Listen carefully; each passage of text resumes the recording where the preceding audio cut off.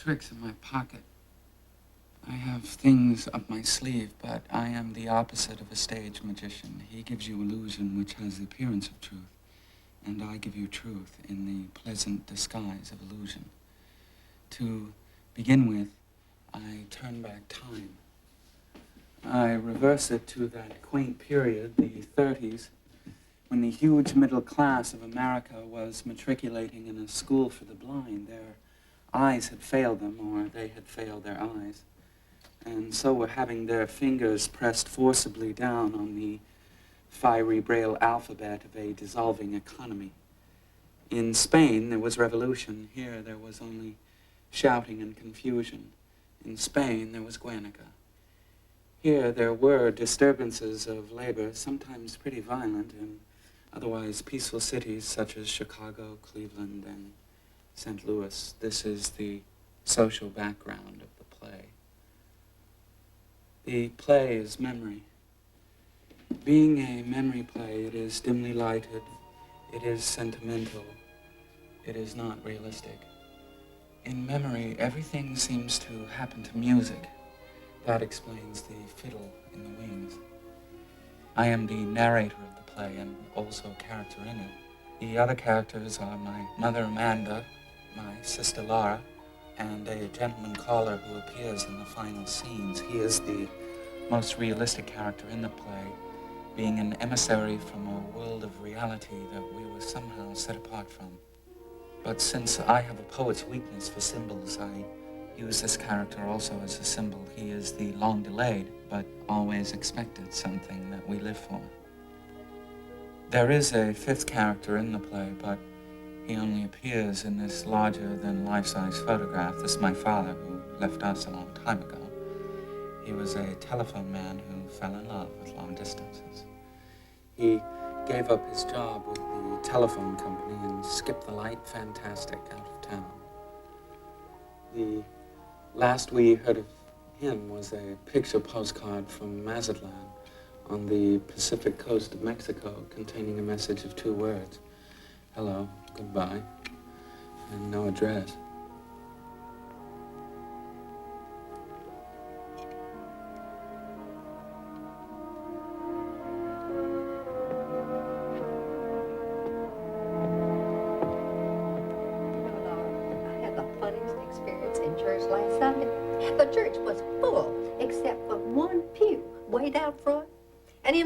Just one little lady.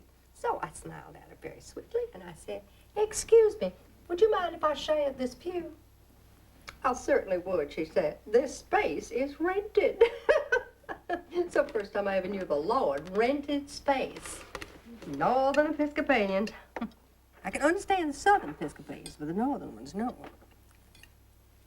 Honey, don't push your food with your fingers.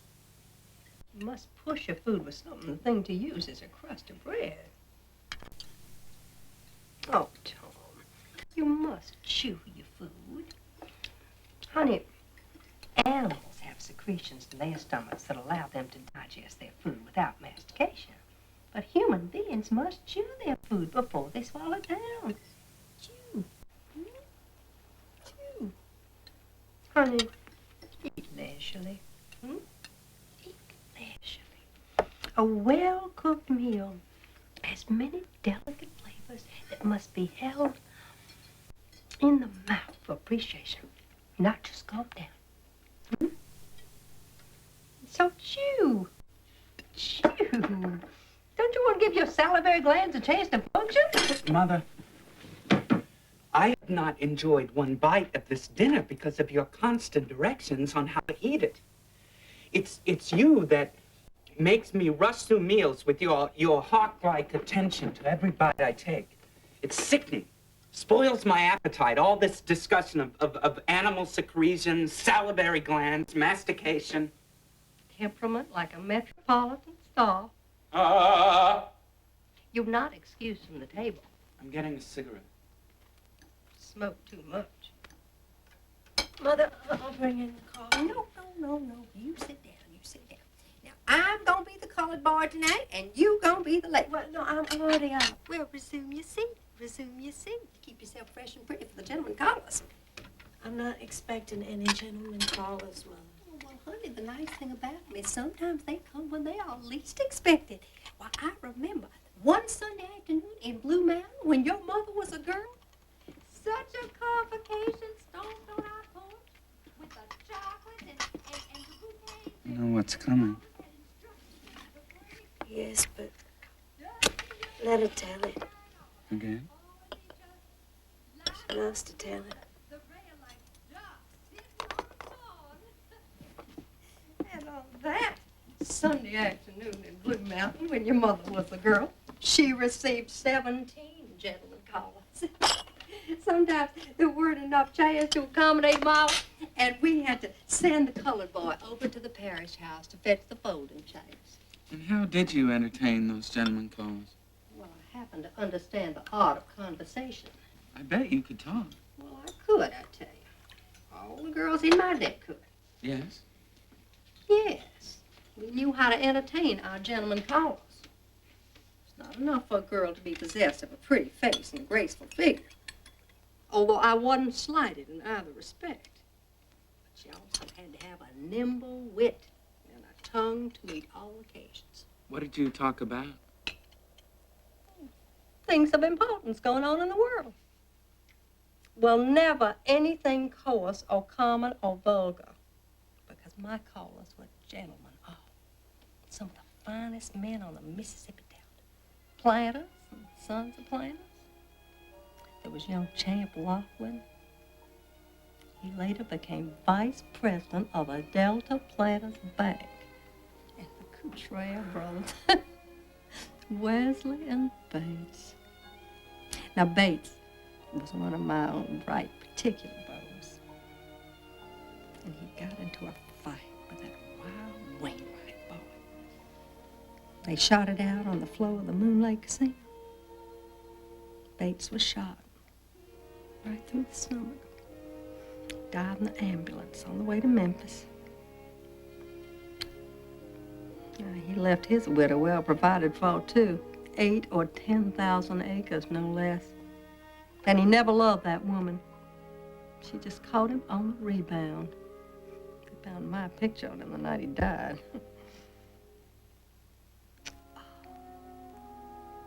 And that boy that every girl in the Delta had set her cap for. That beautiful, brilliant young Fitzy boy from Greene County. Why did he leave his widow?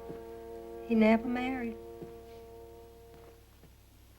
What's the matter? You sound as if all my old admirers had turned up their toes to the daisies. Wasn't this the first one you mentioned that still survives? Well, he made an awful lot of money. He went north to Wall Street, and he made a fortune. And I could have been Mrs. J. Duncan Fitzhugh, mind you. And what did I do? I just went out of my way and picked your father. Mother, let me clear the dishes. No. You go over there. You study your typewriter chart. You practice your shorthand a little. Keep yourself fresh and pretty, because it's almost time for our gentlemen callers to start arriving. Now, how many of you think we gonna entertain today? No, I don't believe that we'll be receiving any, Mother. Not any? No one? Oh, you must be joking. Not one single gentleman caller? What's the matter? Has there been a flood or a tornado? It's not a flood. It's not a tornado, Mother. I'm just not popular like you were in Blue Mountain. I was afraid I'm going to be an old maid.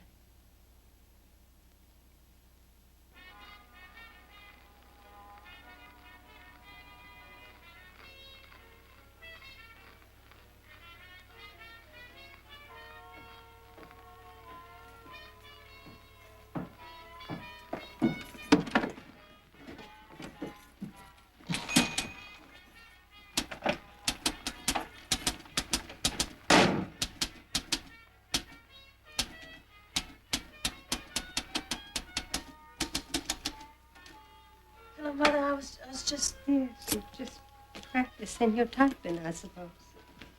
Yes. Deception. How was the DAR meeting, Mother? DAR meeting? Didn't you go to the DAR meeting, Mother? No, I didn't go to any DAR meeting. I didn't have the strength. I didn't have the courage. I just wanted to find a hole in the ground and crawl in and stay there for the rest of my entire life. Why did you do that, Mother? Why? Why? How old are you, Laura? Mother, you know my age. I was under the impression you were an adult. It seems I was entirely mistaken. Please don't stare at me, Mother. What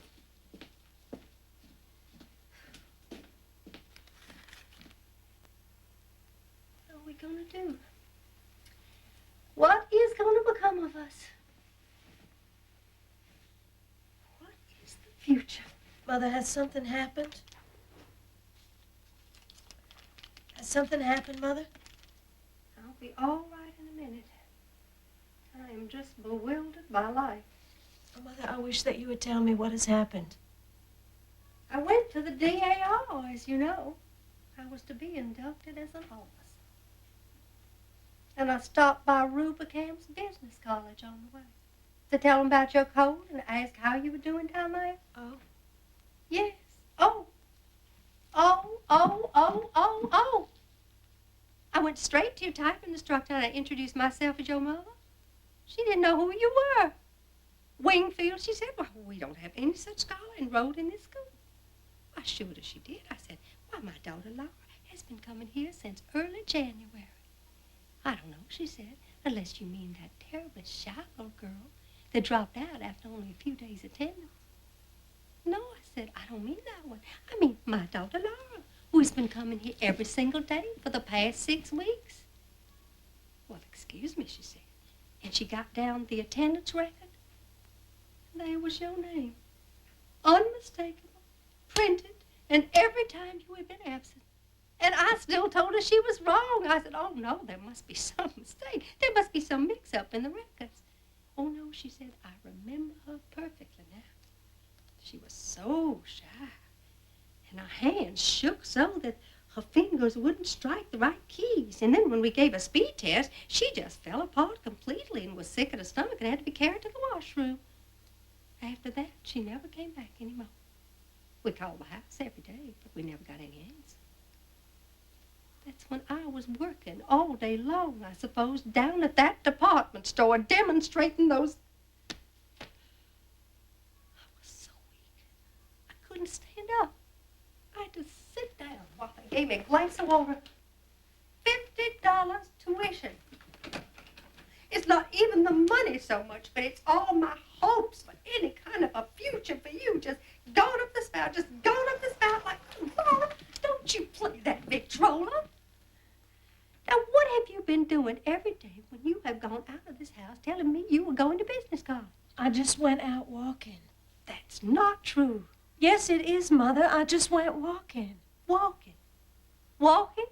In winter, deliberately coating pneumonia in that light coat? Now, where were you walking to?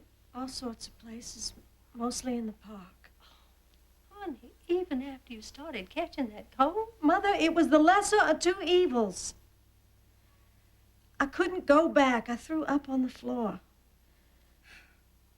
So from 7:30 in the morning till after 5 in the afternoon, you mean to tell me you went walking around in the park in order to make me believe you were still going to business college? Mother, it wasn't as bad as it sounds. I went inside places to get warmed up. Inside where? I went to the art museum and the birdhouse at the zoo. I visited the penguins every day.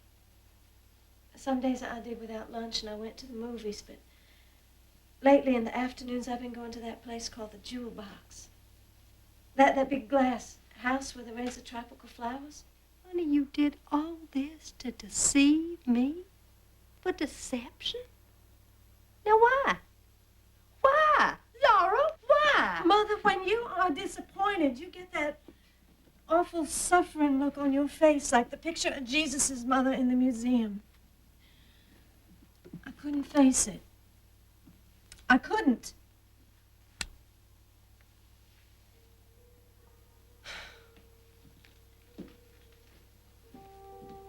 So, what are we going to do now, honey?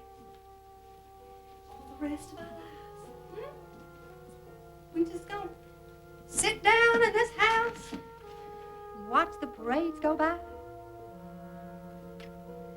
Amuse ourselves with a little glass menagerie? Eternally play those worn-out phonograph records your father left us, a painful reminder of him? Can't have a business career. No, we can't do that. That just gives us indigestion.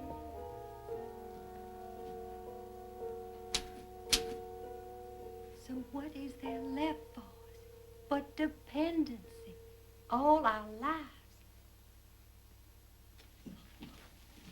No, hold on. Honey, I know so well what happens to unmarried women who are not prepared to occupy a position in life. I've seen such pitiful examples of it in the South. Barely tolerated spinsters living on some brother's wife or sister's husband, tucked away in some little mousetrap of a room, encouraged by one in-law to go on visit another in-law. Little bird-like women without any nest, eating the crust of humility all their lives. Now, is that the future we have mapped out for ourselves? I swear I don't see any other alternative. I don't think that's a very pleasant alternative. Of course, some girls do marry. My goodness, Laura, have you ever liked some boy? Yes. Yes, Mother, I liked one once. You did? I came across his picture a while ago. He gave you his picture, too? Oh, no, it's in the yearbook. Oh, it was a high school boy. Yes.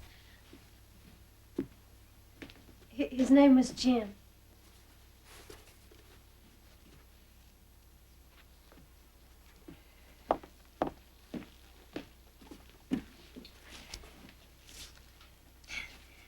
Here he is in the Pirates of Penzance.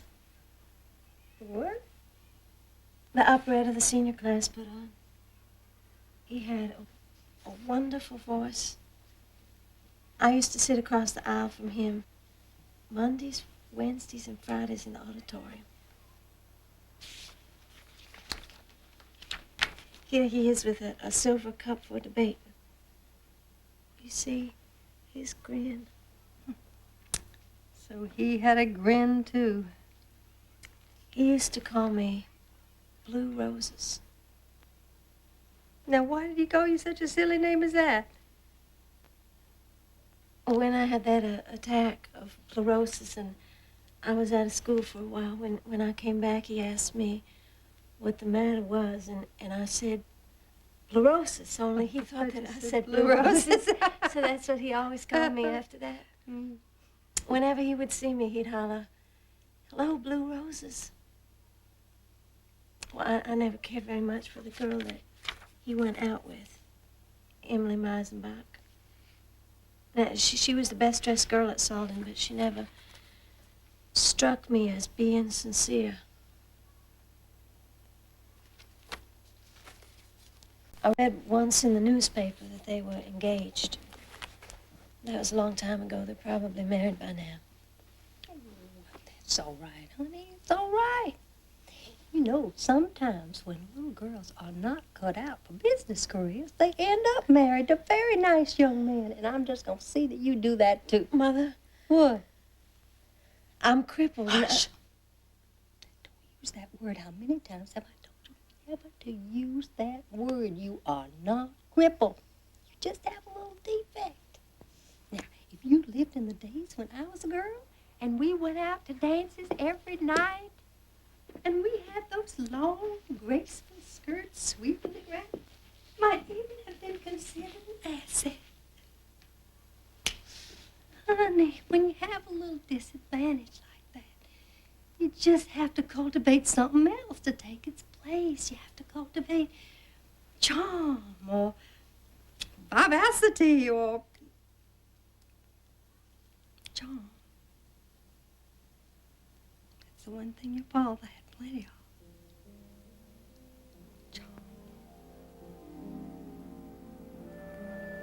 After the fiasco at the Rubicam's Business College, the idea of getting a gentleman caller for Laura began to play a more and more important part in Mother's calculations.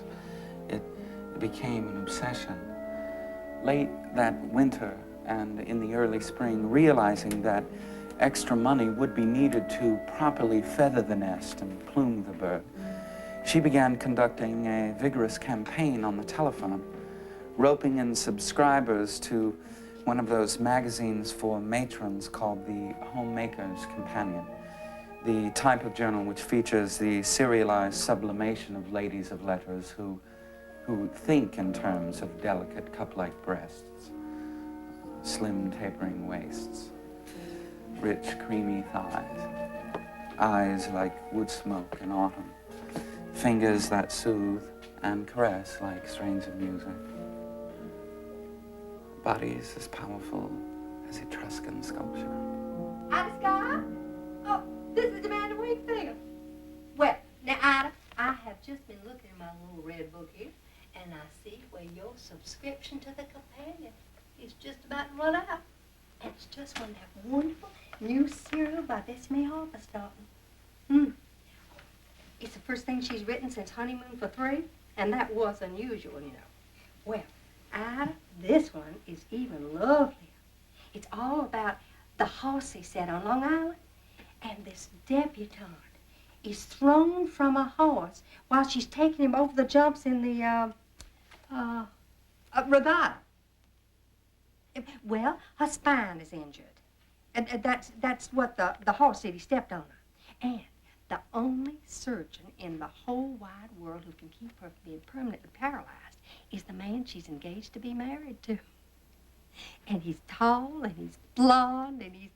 What? Oh, no, honey, don't let him burn you. Just go on, you take a look up, and I'll just sit here and hold on. You know what that woman did? She hung up on me.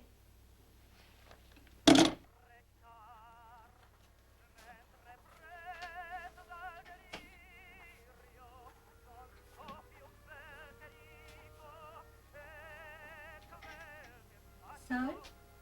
Shh. Do me a favor. What? Comb your hair. Well, you look so pretty when your hair is combed. There's only one respect in which I would like for you to emulate your father. What respect is that? The care he took of his person. He never allowed himself to be untidy. Mother, please go busy yourself with something else. I'm trying Sit to... up straight so your shoulders don't stick out like sparrows. Yeah. Now, you know, I have seen a medical chart, and I know what that posture does to your internal organs. If you sit up, I'll show you. You see, your stomach presses in on your lungs, then your lungs press in on your heart, and then your poor little heart gets discouraged because it doesn't have any room left to go on beating for you. What in Christ's name am I supposed to do? Don't you dare talk to me like that. What is the matter with you? Have you gone out of your senses? Yes, I have. That's true. You've driven me out of them. What is the matter with you lately, you big idiot? Look, Mother, I have got no single thing in this house that I can call my own. No, you've always... Yesterday, you confiscated my books. You had the nerve. I certainly did. I took that awful novel back to the library, that horrible book by that insane Mr. Lawrence. Well, I can't control the output of a diseased mind, all the people that cater to it, but I won't have that filth in my house. No, no, no, House. no. House. Who pays the rent on the house? Who makes a slave of himself? Don't you dare talk No, to that's me true, like Mother. that. I mustn't say things. I just got to keep my mouth shut. Let me tell you something. I don't want to hear anymore. Well, you are No, going to hear I more. will not hear You more. are I am gonna going hear out. more. You are going to listen to me. Out! You are going to listen to me. You are going to listen to me. I have had enough of your impudence. And another thing, I am just at the end of my patience. And what do you think I'm at, Mother? Aren't I supposed to have any patience to reach the end of? I know it seems unimportant to you, Mother, what I'm doing, what I want to do. Having a little difference between them, you don't think that. No, I think you're doing something you're ashamed of, and that's why you're acting like this. Well, I don't believe that you go every night to the movies. Nobody goes to the movies night after night. Nobody in their right mind goes to the movies as often as you pretend to. And people do not go to movies at almost midnight, and movies do not let out at 2 a.m. And you come in here stumbling and muttering to yourself like a maniac, and you get 3 hours sleep, and then you go to work. Now, I can imagine what you're doing down there, moping and doping because you are in no condition. No, that is true, Mother. I am in no condition. Tom, how dare you jeopardize your job and jeopardize our security? Now, how do you think we would manage if anything... Listen, Mother, do you think I'm crazy about the warehouse? Do you think that I am in love with the Continental shoemakers? Do you think I want to spend 55 years down in that Celotex interior with fluorescent tubes? Look, Mother, I would just rather somebody pick up a crowbar and batter out my brains than go back mornings. But I go. Every morning that you come in yelling that goddamn rise and shine, I think to myself how lucky dead people are. But I get up. I go. $65 a month, I give up all that I ever dreamed of doing and being ever. And yet you say that self is all I think of. Listen to me, Mother, self is what I thought of. I would be where he is, gone. As far as the system of transportation reaches. Don't grab at me, Mother. I'm not grabbing you. I just want to know where you're going. I am going to the movies. I don't believe that lie. No? Well, you're right, Mother. I'm going to opium dens. Yes, Mother, opium dens. Dens of vice and criminals' hangouts, Mother. I am a hired assassin. I joined the Hogan gang. I carry a Tommy gun in a violin case, and I run a string of cat houses in the valley. They call me Killer. Killer Wingfield. See, I'm leading a double life, really. A simple, honest warehouse worker by day, but by night, a dynamic czar of the underworld, Mother. I go to gambling casinos. I just spin away a fortune on the relay table, Mother.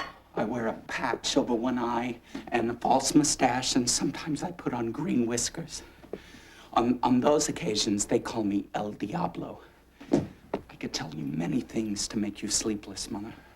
My enemies plan to dynamite this place some night. They are gonna blow us all sky high. And will I be glad?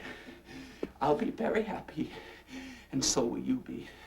You will go up, up, up over Blue Mountain on a broomstick with 17 gentlemen callers. You ugly, babbling old witch! I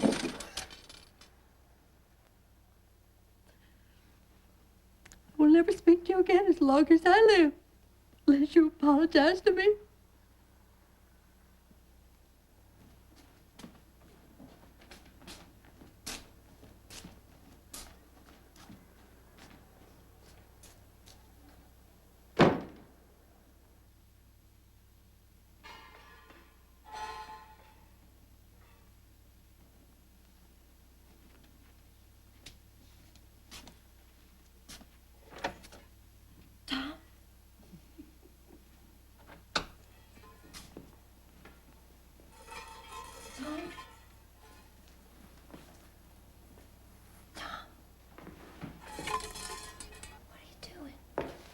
Looking for a door key.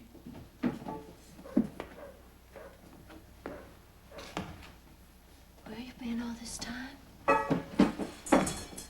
I've been to the movies. All this time at the movies. This was a very long program. There was a Garbo picture, and a newsreel, and a Mickey Mouse, and a travelogue, and a preview of coming attractions. There was an organ solo, and a collection for the Milk Fund simultaneously, which ended up in a terrible fight between a fat lady and an usher. Did you have to stay through everything? Of course. Oh, and I forgot. was a stage show. No, the headliner on this stage show was Malvolio, the magician. He performed wonderful tricks, many of them such as pouring water back and forth between two pitchers. First, it turned into wine, then it turned into beer, then it turned into whiskey. Now, I know that it was whiskey that it finally turned into because he needed someone to come up out of the audience to help him, so I came up, both shows. It was Kentucky straight bourbon, a very generous fellow. He gave souvenirs.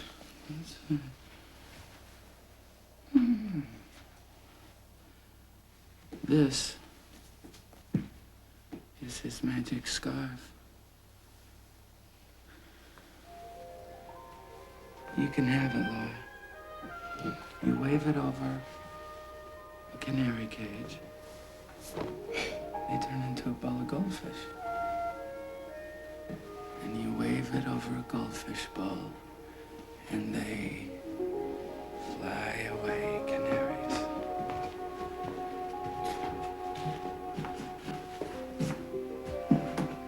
But the wonderfulest trick of all was the coffin trick. No, we nailed him into a coffin, and he got himself out without removing one nail. Now, there is a trick that would come in handy for me.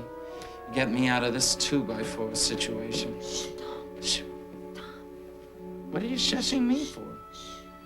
You'll wake up Mother. Goody, goody. Pay her back for all those rise and shine, rise and shine. You know, it don't take much intelligence to get yourself into a nailed-up coffin. But whoever got himself out of one without removing at least one nail?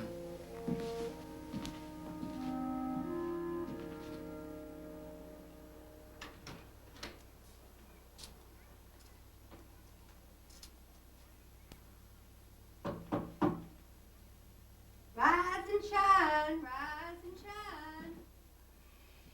I'll rise, but I won't shine. Laura, go tell your brother to rise and shine. Go tell your brother his coffee's ready. Tom? It's nearly 7. Don't let Mother notice. Tom, speak to Mother this morning. Make up with her. Apologize. Speak to her. She won't to me. It's her that started not speaking. If you would only say that you're sorry, she'd start speaking. Her not speaking, is that such a tragedy? Please, Laura, Tom. are you gonna do what I asked, or do I have to get dressed and go out myself? Going. I just have to get on my coat. Butter and what else? Just butter and tell him to charge it. Mother, they make such faces when I do that. Sticks and stones may break our bones, but the expression on Mr. Garfinkel's face won't harm us. Tell your brother his coffee's getting cold. Tom, do what I ask, will you? Laura, Will you, go Tom? now or just don't go at all. Going.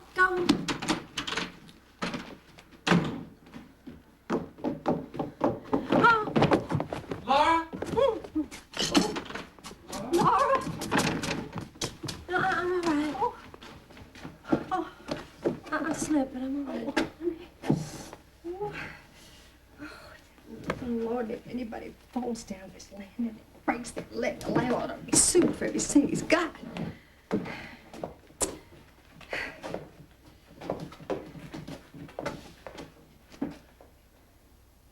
Well, who are you?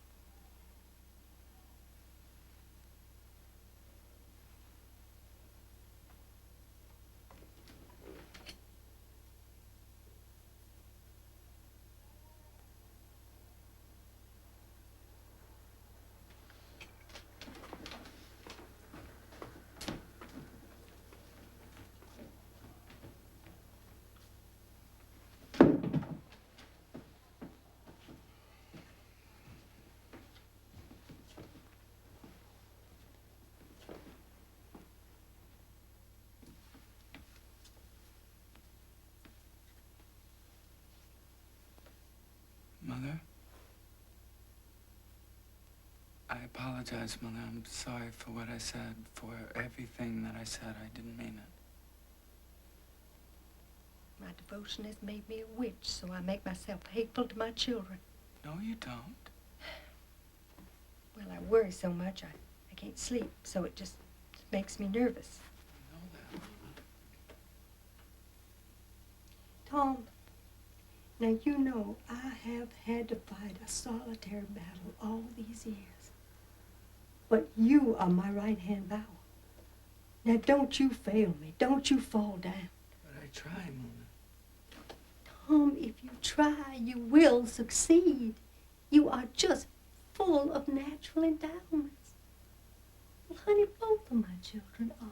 They're just very precious children, and I have so much to be thankful for. Now, would you just promise me one thing? What, Mama? Will you promise me that you won't ever become a drunkard? I promise I'll never become a drunkard, Mother. Come on, have some farina.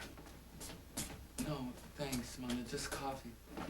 Oh, some post toasties, some Wheaties? No. No, thanks, Mother. Just coffee. Honey, you can't work all day long on an empty stomach. Now, you got 10 minutes. Tom, now don't go, honey. Drinking too hot liquids makes cancer of the stomach. Now, here, put some milk in it. No, thanks. Well, just to cool it No, off. thank you, Mother. I want it black. I know, but it's not good for you like that. Well, you know, and we have to build ourselves up in these trying times we live in. Now, all we have to depend on is each other, and that's why it's so important to... Tom, here, sit down. Come sit down, honey. Move your coffee.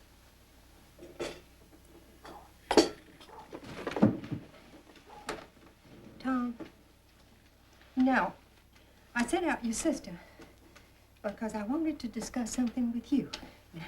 You hadn't spoken to me. I was going to speak to you. Well, what is it, Mother, that you want to discuss? Laura. Laura?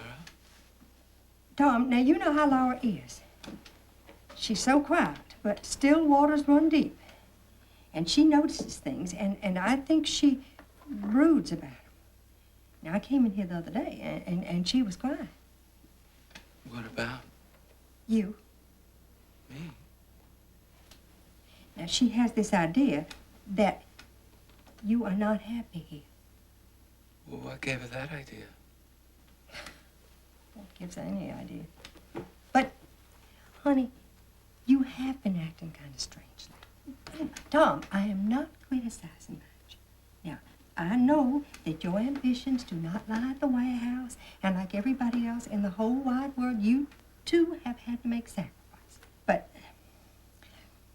Tom, life is not easy. It calls for Spartan endurance. Tom, there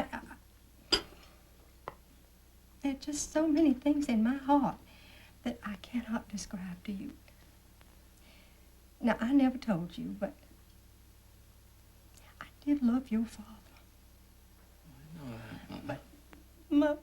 But when I see you, and you were taken after his ways, and you were staying out all night, and you had been drinking the other night when you were in that terrifying condition. And now Laura tells me that you hate this apartment, and you go out nights to get away from it. Now, is that true? No. Mother, you say there's so much in your heart that you can't describe to me. Well, that's true of me too, Mother. There's so much in my heart that I can't describe to you. So let's just respect each other's... But, honey, why are you so restless? Where do you go to nights? I go to the movies. Why do you go to the movies so much? I go to the movies because I like adventure, and adventure's something I don't get much of at work, so I go to the movies. Why do you go to the movies entirely too much? I like a lot of adventure. Well, most young men find adventure in their careers. Most young men are not employed at warehouses. The world is full of young men who are employed at warehouses and offices and And factories. do all of them find adventure in their careers? Well, they do, or they do without. Not everybody in the whole wide world has a craze for adventure. Mother, man is by instinct a lover, a hunter, and a fighter, and none of those instincts get much play at a warehouse. Man is by instinct? Yes. Don't you quote instinct to me. Now, instinct is something people have gotten away from. It belongs to animals. Christian adults don't want it. Well, what do Christian adults want then, Mother? Things of the mind and of the spirit. Only animals have to satisfy their instincts. Now, surely your aims are somewhat higher than theirs, than monkeys and pigs. Well, I reckon they're not. Tom, you must be joking. That's not what I wanted to talk to you Mother, about. I haven't got time. You've got 5 minutes. You want me to punch in red at the warehouse? Tom, I must talk to you about Laura. All right, what? What about Laura? We have got to be making some plans and provisions for her. Well, she's older than you. And Tom, nothing is happening for her. She just drifts along, doing nothing. Well, I reckon she's the type that people call homegirls. Honey, there's no such type. And if there is, it's a pity. Unless the home is hers, with a husband in it. What? Tom, I can see the handwriting on the wall as plain as I can see the nose on my face. More and more, you remind me of your father. Well, he was gone out all night long without any explanation, and then one day, he was just gone. Goodbye, and leaving me with the bag to hold. Now, I saw that letter you got from the Merchant Marines. Well, I saw it. And I know what you're dreaming of. I'm not standing here blindfolded. All right, do it. But not until you have somebody to take your place. What do you mean? I mean, when Laura has somebody to take care of her, when she's married, with a home of her own, independent, then you can go wherever you like, on land, on sea, wherever the wind blows you. But until that time, you have got to take care of your sister. Now, Tom, I don't say me because I'm old and I don't matter, but I say your sister because she's young and she's dependent. But, Mother, what can I do about it? You can overcome selfishness. Tom, self, that is all you ever think about. Tom, now wait, Tom. No, Tom, wait. I didn't say what I was in mind to Mother, ask you. I'm too late to. Let me put on your muffler.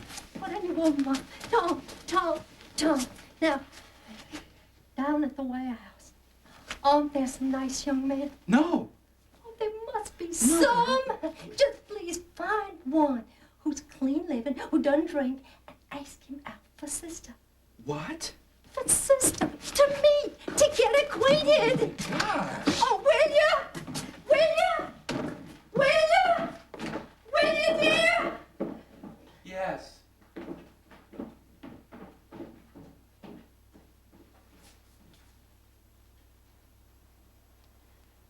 Ella? Ella Cartwright? Oh, well, this is Amanda Wakefield. Well, now, first, Ella, how is your kidney problem? It's come back? Oh, Ella, you are a Christian martyr. No, that is what you are. You are a Christian martyr. Well, now, Ella, I have been looking through my little red book here, and I see where your subscription to the Companion has run out. And it's just when that wonderful new serial by Bessie Mae Harper starting.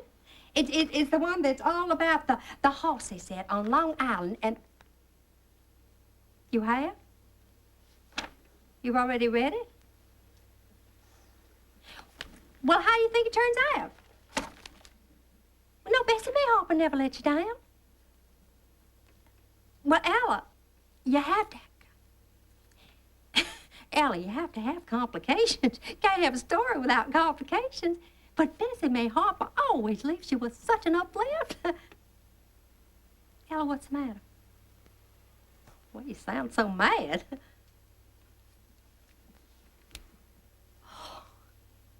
You mean because it's only 7 o'clock in the morning? Oh, Ella, I'm sorry. I forgot you never got up before 9. Well, I forgot anybody in the whole wide world was allowed to sleep as late as that. Well, I can't say anything, but I'm sorry, can I? You will? You will take that subscription from me anyhow? Well, bless you. Bless you. Bless you. Bless you. Bless you. Across the alley from us was the Paradise Dance Hall. On evenings in the spring, the windows and doors would be open and the music would come outside. Sometimes they would turn out all the lights except for a large glass sphere which hung from the ceiling. And it would turn slowly about and filter the dusk with delicate rainbow colors. Then the orchestra would strike up a waltz or a tango, something that had a slow and sensuous rhythm. Couples would come outside to the relative privacy of the alley. You could see them kissing behind ash pits and telephone poles. This was compensation for lives that passed like mine without any change or adventure. Adventure and change were imminent in this year. They were waiting around the corner for all these kids. Suspended in the mist over Berchtesgaden, caught in the folds of Chamberlain's umbrella. In Spain, there was civil war. Here, there was only hot swing music and liquor, dance halls, bars, and movies. And sex, which hung in the gloom like a chandelier and flooded the world with brief, deceptive rainbows. All the world was waiting for bombardments. Tom, where are you? I came out to smoke, Mama. You smoke too much.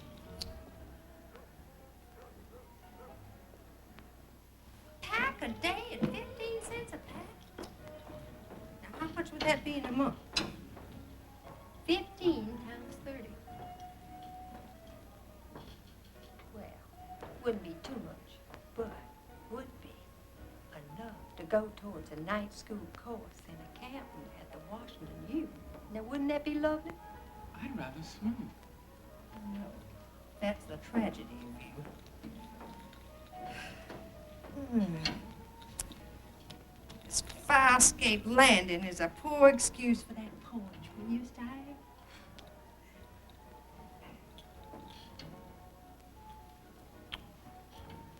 What you looking at? The moon. Is there a moon this evening? So there is. Just a little silver slip of a moon.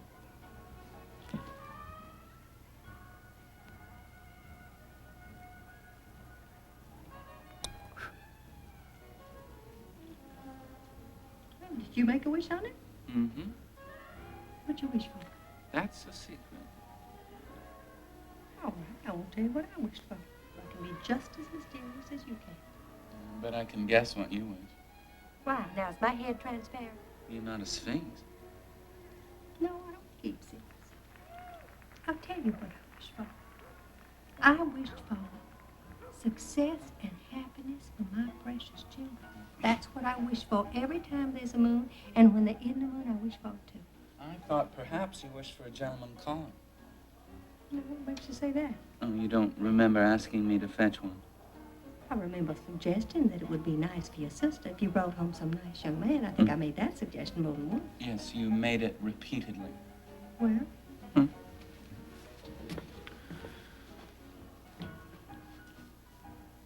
We are going to have one. What? A gentleman calling. Do you mean that you have asked some nice young man to come over? Yep. I have asked him to dinner. You really did? I did. Did he accept? He did. He did? He did. Oh, isn't that lovely? Yes. I thought that you would be pleased. Well, now, this is definite. Pretty definite. How soon? Pretty soon. Well, how soon? Quite soon. How soon? Very soon. Oh, Tom, every time I want to know something, you go on like that. Mother, what do you want to know? Well, guess. Just go on and guess. You want to know when the gentleman caller's coming to dinner?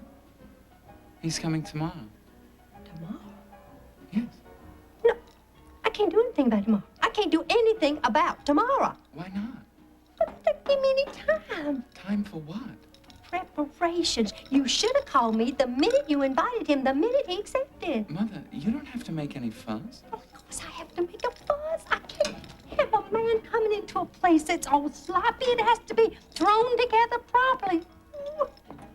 I have to do some fast thinking by tomorrow night, too. Mother, I don't see why you have to think at all.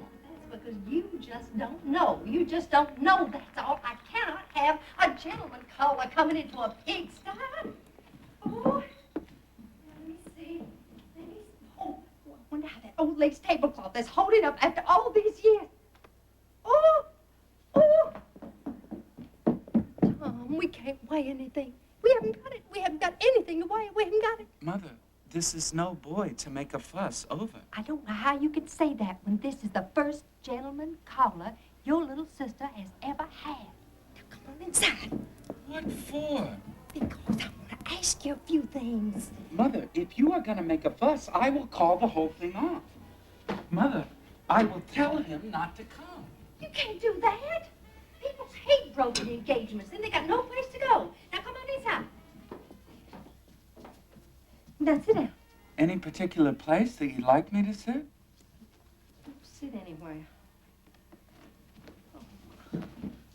Oh. Now, look at that. Isn't that the saddest thing you've ever seen in your life? What am I going to do about that? Oh, I know. I can get a bright piece of creton. Now, that won't cost too much. And I made a down payment on a floor lamp, so I'll have that sent out. And I can put a bright cover on that chair. And I wish I had time to paper the walls. Now, what is his name? His name is O'Connor. O'Connor? He's Irish? Tomorrow's Friday. That means fish. Oh, that's all right. I'll make that salmon loaf with the mayonnaise dressing. Now, where did you meet him? At the warehouse, of course. Where else would I meet him? I don't know. Does he drink? Why do you ask me that? Because your father did. Mother, don't get started on that. He drinks then. Not that I know of. Well, you have got to find out. The one thing I do not want for my daughter is a man who drinks. You're not being the tiniest bit premature. Mr. O'Connor has not yet arrived on the scene. He will tomorrow night to meet your sister. And what do I know about his character? What are you doing? Look at that cow leg. I wish it would stay back by itself. Oh, Tom, will you? Mother, lots of boys meet girls whom they don't marry. You know, you have always had me puzzled because you could not stick on one subject. Now, what I want to know is, what is his position down at the White House? His position is that of a shipping clerk. Shipping clerk? Well, that sounds pretty important to me. Well, that's where you'd be if you had any get up. Now, how much does he earn? I would judge his salary to be approximately $85 per month. $85 a month? Well, that's not princely. 20 more than I make. Oh, how well I know that. $85 a month. Family man can't get by on $85 a month. Mr. O'Connor is not a family man. Well, he might be one day, mightn't he? I see. Plans and provisions. You know, Tom, you are the only young man I know that ignores the fact that the future becomes the present the past, and the past turns into everlasting regret unless you plan for it. I'll think that over and see what I can make of it. Don't be supercilious with your mother. Now tell me some more about Mr. O'Connor. Now, Mr. O'Connor, we've got to have another name besides Mr. James D. O'Connor. The D is for Delaney. Delaney. He's Irish on both sides and he doesn't drink. Shall I call him up and ask him? Oh, Tom. No, I'll call him and ask him. You gotta be discreet about that subject. Why, when I was a girl in Blue Mountain and it was suspected that a young man was drinking and some girl was receiving his attentions, then if some girl was receiving his attention, she would go to the minister of his church and ask about his or her father. If her father were living, it was his duty to go to the minister of his church and ask about his character. Now, that is how young girls from Blue Mountain were kept from making tragic mistakes. Then how did it happen that you made such a tragic mistake, Mother? That face fooled everybody. All he had to do was grin. The world was bewitched. I think there's nothing more tragic than a young girl just putting herself at the mercy of a handsome appearance. And I hope that Mr. O'Connor is not too good looking. As a matter of fact, he isn't. He has rather a large nose, which he compensates for by not having much of a chin. He's not right down homely, is he? Not right down homely. Medium homely, I'd say. Well, if a girl had any sense, she would look for character in a man anyway. That's what I've always said. You've always said that. You have always said that? Yes. Well, now, how could you always say that if you never even thought about it? Mother, don't be so suspicious of me. I am.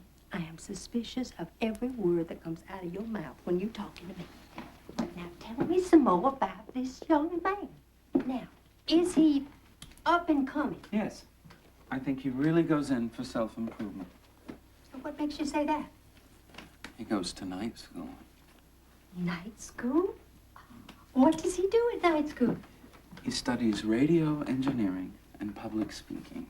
Public speaking. Now, that shows he intends to be an executive. And radio engineering, well, that's coming, I'm afraid it's here. Those are very illuminating facts. Facts that any mother should know about any young man who's coming to call on her daughter. Serious or not? One little warning, Mother. I didn't tell him about Lara. I didn't let on that we had dark, ulterior motives. I simply said, why don't you come over for dinner? He said, okay. And that was the whole conversation. I bet it was, too. Sometimes you can be eloquent as an oyster. However, when he sees how sweet and how pretty that child is, he's going to be so glad he was invited over here to have some dinner. Mother, you won't expect too much of Lara, will you?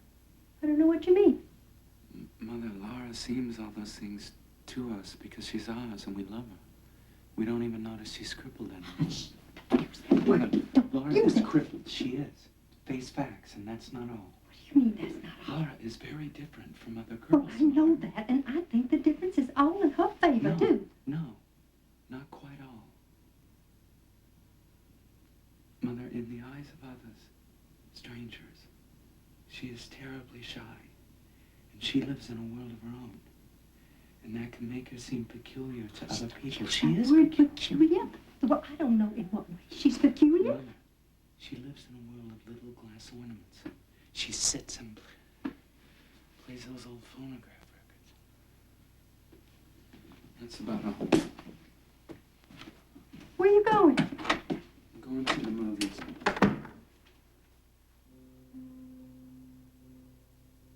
Laura? Laura? Yes, Mother? Honey, leave that ironing and come on out here. Come on.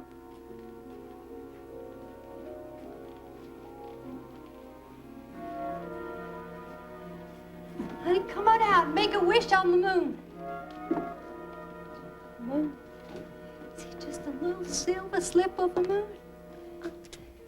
Now, honey, here, look over your left shoulder and make a wish. Now, honey, wish. What shall I wish for, Mother? Happiness. Just a little bit of good fortune.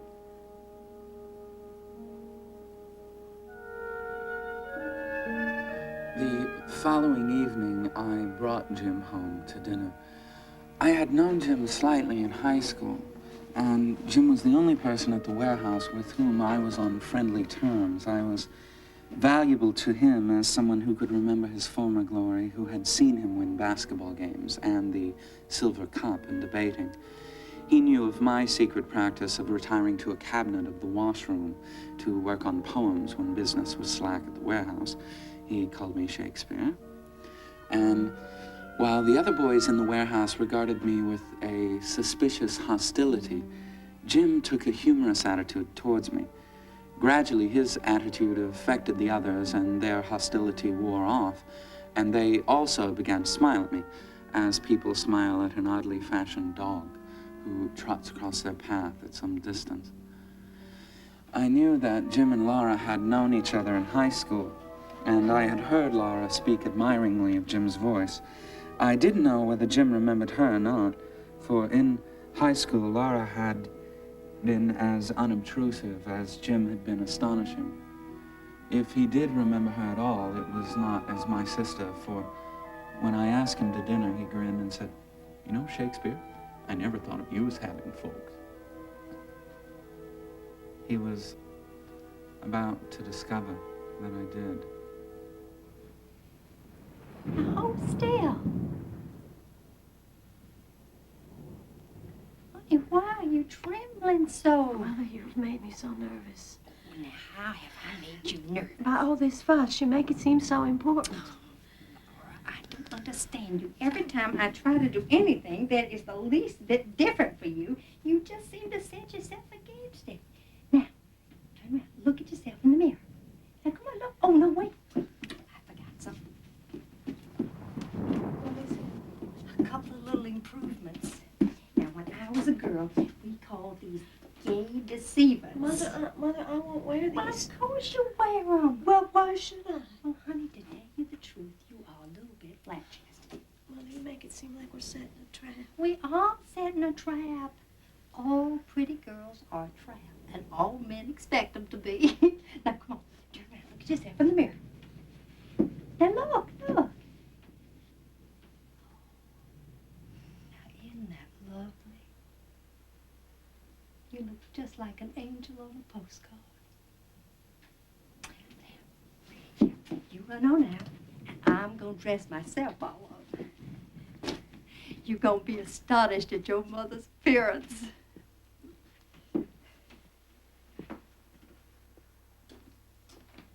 You know, I found this old dress in a trunk.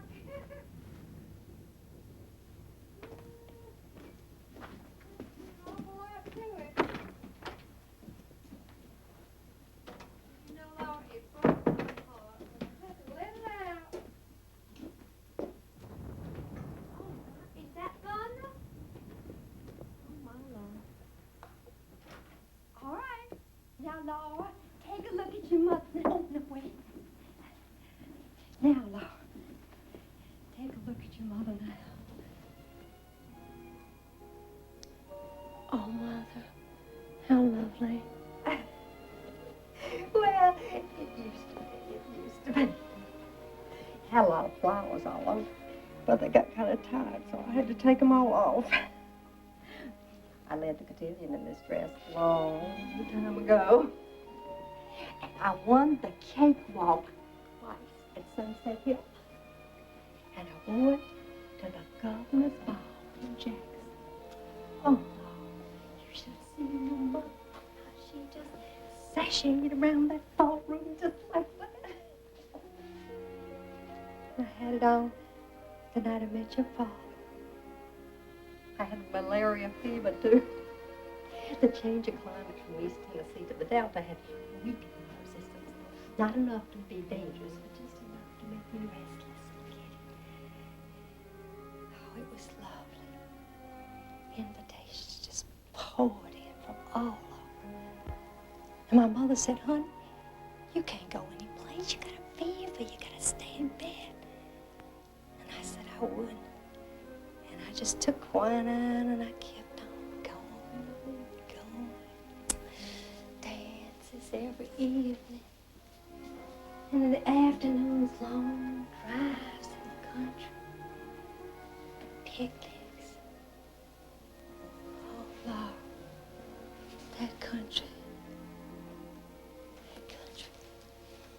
so lovely in May. All lacy with dogwood, simply flooded with jonquils. And my mother said, honey, you can't bring any more jonquils in the house. And I said, I will. And I just kept on bringing them in.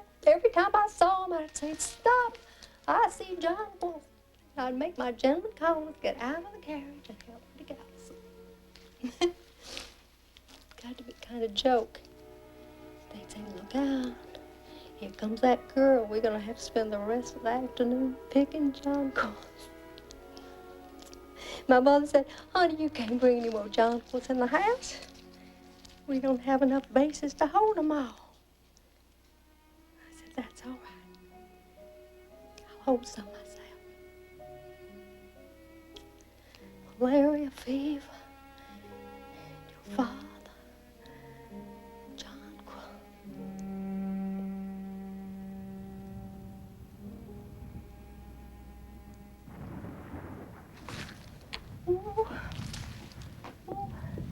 Oh, I hope they get here before it starts to rain.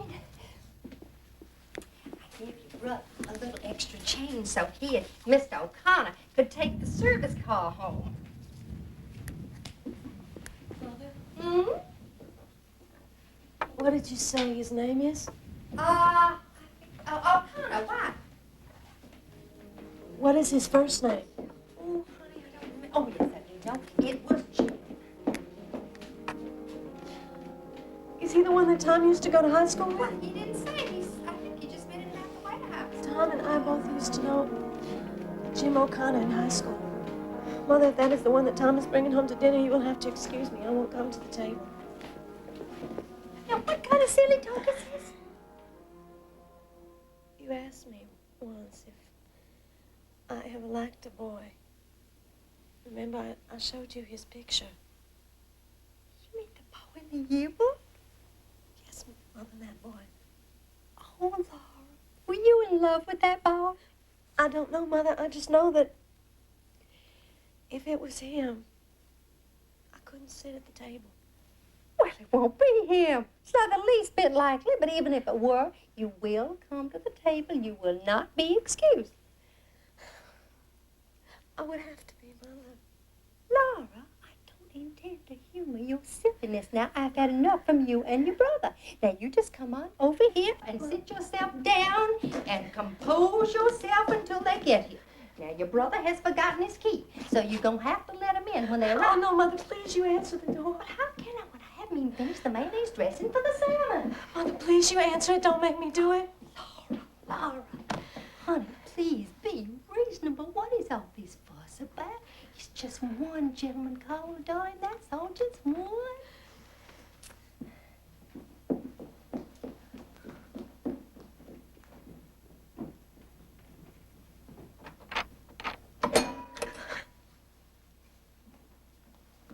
Mother. Mother. Laura, honey, the door.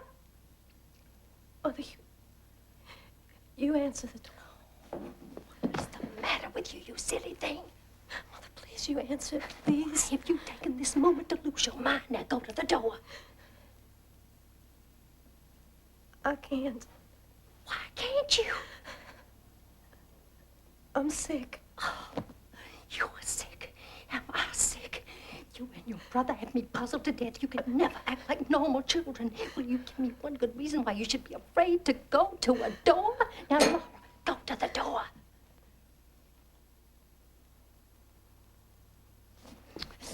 Laura Wingfield, march straight to that door.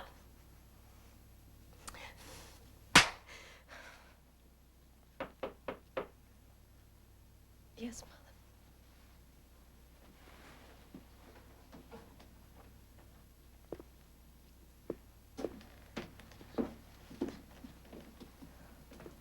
Honey, I have to put courage in you for living.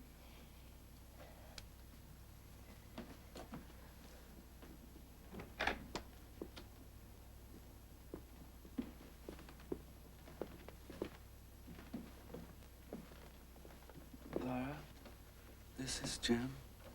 Jim, this is my sister, Laura. I didn't know Shakespeare had a sister. How are you, Laura? How do you do? Well, I'm okay. Hey, your hand is cold, Laura. Yes, well, I've been playing the Victrola. Oh, you must have been playing classical music on it. You ought to put a little hot swing on to warm you up.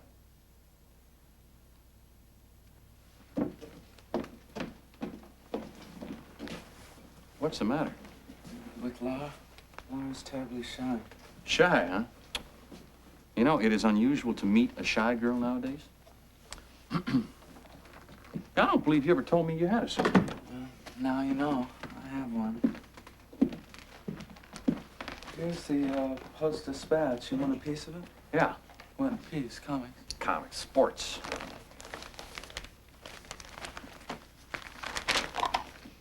Oh, well, I see the Dizzy Dean is on his bad behavior.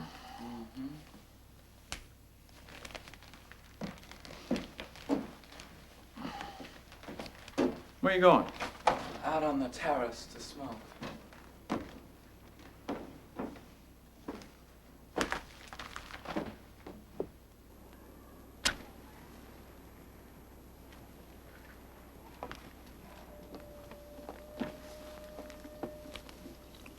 Shakespeare, I'm gonna sell you a bill of goods. What goods? Course I'm taking. Course in public speaking. You know, you and me, we're not the warehouse type. Thanks. That's good news. But what has public speaking got to do with it? I fit you for executive positions. I'd tell you it's done a hell of a lot for me. In what respect? In all respects. Ask yourself, what's the difference between you and me and the guys in the office down front? Brains? No. Ability? No. Then what? Well, primarily Shakespeare amounts to just one single thing. What is that single thing? Social poise. The ability to be able to square up to somebody and hold your own on any social level. Yes, Mother? Is that you and Mr. O'Connor? Yes, Mother? Well, y'all make yourselves comfortable. Yes, Mother? Ask Mr. O'Connor if he'd like to wash his hands. Oh, no thank you, ma'am. Took care of that already down in the warehouse.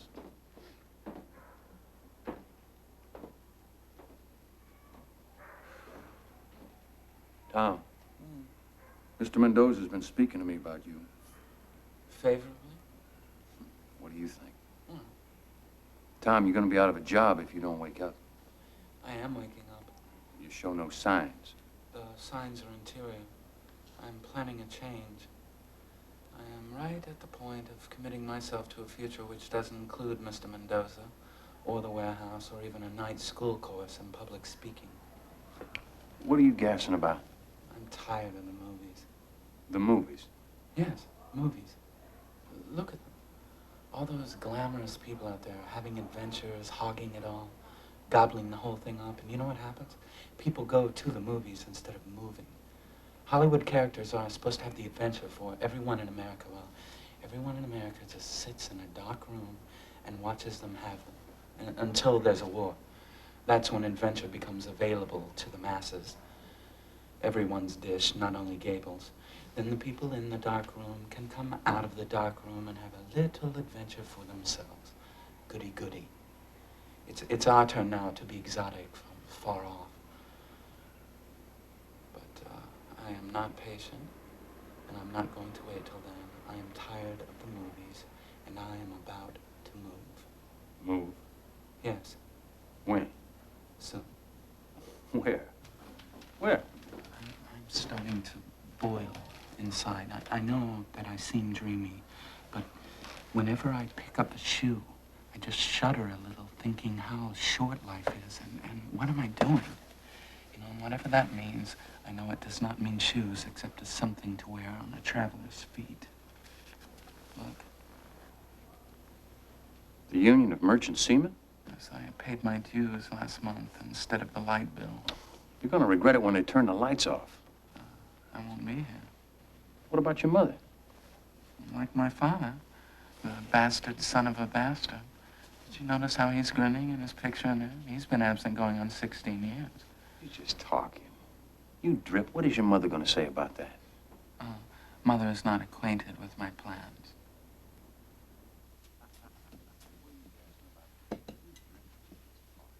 Tom? Yes, Mother? Where are y'all? We're on the terrace, Mother. Well, why don't y'all come on inside?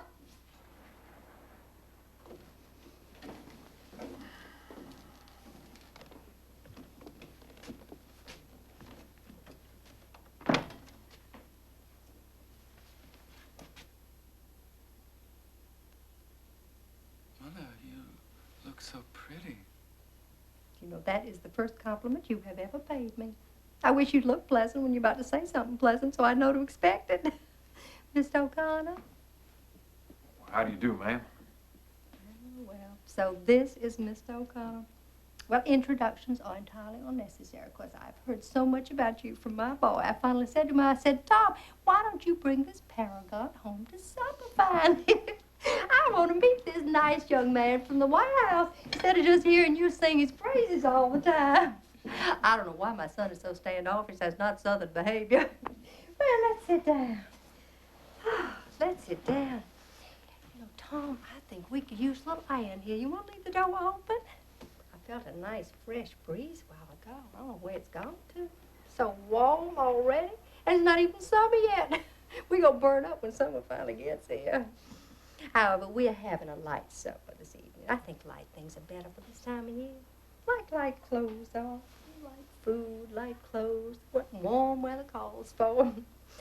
Because, you see, our blood gets so thick in the winter that it takes a little while for us to readjust ourselves when summer comes. But it's come so quick this year, I just wasn't prepared for it. Just good heavens. All of a sudden, it was summertime. So I just ran to the trunk and I pulled out this light dress. It's terribly old. It's practically historical. But it feels so good and cool, you know. Mother? Hmm? How about supper?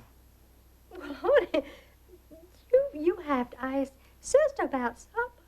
Well, you know Sister's in full charge of supper. Well, you just tell her you hungry boys are waiting for it. Hmm? Well, run on, sweetie. Did you meet Laura? Well, she came to the door. Oh, she let you in. Hmm? Yes, ma'am. She is pretty, isn't she? Oh, yes, ma'am. You know, it is so rare for a young girl who is as sweet and as pretty as Laura is to also be domestic. But Laura is, thank heavens, not only sweet and pretty, but also very, very domestic, because I am not at all. I could never make a thing but angel food cake. But of course, in the South, you know, we had so many servants. Gone, gone, gone. All vestiges of gracious living just gone completely. See, I wasn't prepared for what life had in store for me. Because all my gentlemen callers were planters and sons of planters, so naturally I thought I would marry one and I was just going to raise my family on a large plot of land with lots and lots of servants. But man proposes and woman accepts the proposal. To vary that old saying a little bit, well, I married no planter. I married a man who worked for the telephone company. That gallantly silent gentleman over there. Telephone man who fell in love with long distance. And now he travels, and I don't even know why. Oh, well, now why am I going on about my tribulation? Now, you tell me about yours. Oh. Because I hope you don't have any. Tom! Yes, Mother. Well, honey, what about supper? Well, it appears to me that supper's on the table, Mother.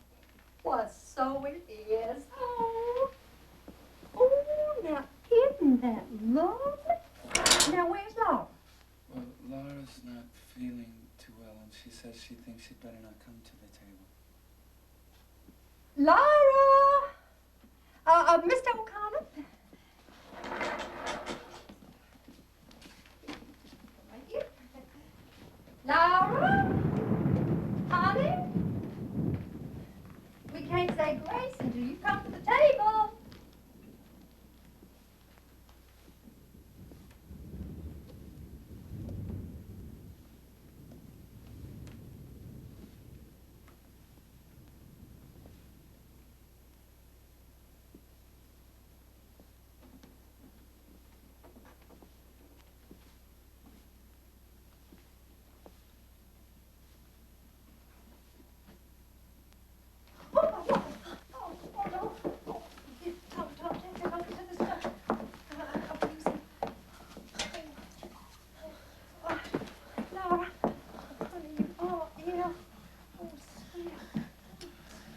burning over that hot stove has just made her ill. I told her it was just too warm, but... Oh, Mr. O'Connor, here, you just... Oh, please, come sit down. Would you like a little dandelion wine? Well, all right, ma'am. Thank you. Tom, is she all right? Yes, Mother. Ooh, looks like we're gonna have some rain.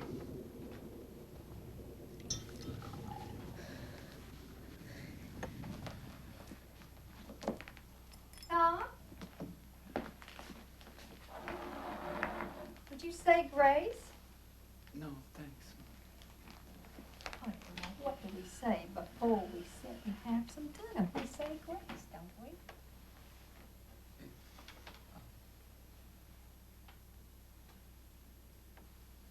That's the kind of thing. Oh, Mr. O'Connor, I have had such a lovely evening in a very long time. Well, Miss Wakefield, let me give you a toast. Oh, Here is to the old South. to the old South. Hey, Mr. Lapple. Well, now, where was Moses when the lights went out? You know the answer to that one, Mr. O'Connor? No, ma'am, I don't. What is the answer to that one? Well, I used to know one answer, but it wasn't very nice, so I thought maybe you might know another one. No, ma'am, I don't. Well, it's a good thing I put this candle on the table. I just put it on for decoration, but it's nice and it proves useful, too. Now, if one of you gentlemen could provide me with a match, then we can have a little illumination. Well, I believe I can do that, ma'am. Well, I guess it must be a burnt-out fuse. Do you know anything about burnt-out fuses, Mr. O'Connor? Well, as a matter of fact, I do, ma'am. Where's the fuse box? Oh, you have to know that, too? Well, it's out there in the kitchen. But now, don't stumble over anything, because it's dark out there. Oh, Lord, wouldn't it be awful if we lost him? Mr. O'Connor, are you all right? Yes, ma'am. I'm all right. Oh, you know, Mr. O'Connor, I think electricity is a very mysterious thing. Of course, you know, the whole universe is mysterious to me. Now, wasn't it Benjamin Franklin that tied a key to a kite? I would love to have seen that. You must have looked pretty silly. Did you find it all right? Yes, ma'am, I did, but them fuses looked okay to me. Tom, Yes, Mother. do you remember that light bill I gave you a few days ago? The one I got the notice about? You mean last month's bill? You didn't neglect it, did you? Well, You did. I might have known. Well, now, maybe Shakespeare wrote a poem on that light bill. Maybe he did, too. However, it was nice of them to let us finish our dinner before they plunged us into everlasting darkness. Now, Tom, as a penalty for your negligence, you may help me with the dishes. Oh, well, can I have you some help, ma'am? Oh, no, couldn't like that. Oh, now, I ought to be good for something. What did I hear? Well, I said I ought to be good for something. That's what I thought I heard. Laura is all by her lonesome out there in the front. Would you like to keep her company? I can give you this lovely oak candelabrum for light. It used to stand on the altar of the Church of the Heavenly Rest, would you? And it melted a little out of shape when the church burned down. You see, the church was struck by lightning one spring, and Gypsy Jones, who was having a revival meeting in the village, said that the church was struck by lightning because the Episcopalians were having card parties right there in the church. Is that so, ma'am? I never say anything that isn't so. Oh, I beg your pardon. Well, now, I'd like for Laura to have a little dandelion wine. You think you could manage both of those? Well, I can sure try, ma'am. Well, Tom, you get into your apron.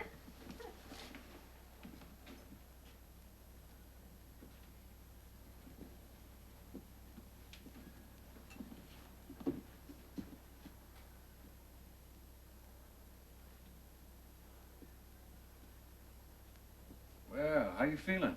Any better? Yes, thank you. Good. Oh, here, this is for you. It's a little dandelion wine. Thank you. Oh. Well, you drink it, but don't get drunk. Say, where am I going to put these candles?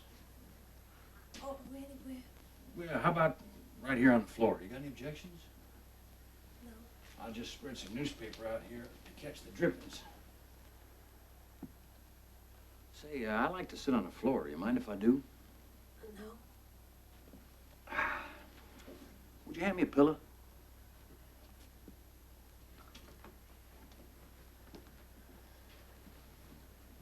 Thanks.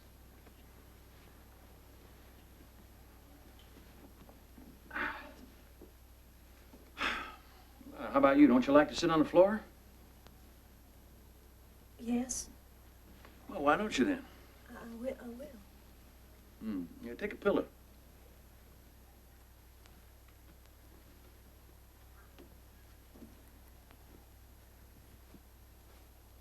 Well, no, I can't even see if you sit way over there. I can see you. Yeah, but that's no fair. I'm right here in the limelight.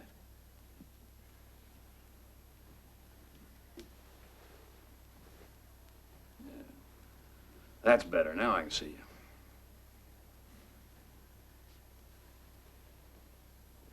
You comfortable? Yes, thank you. So am I. I'm as comfortable as a cow.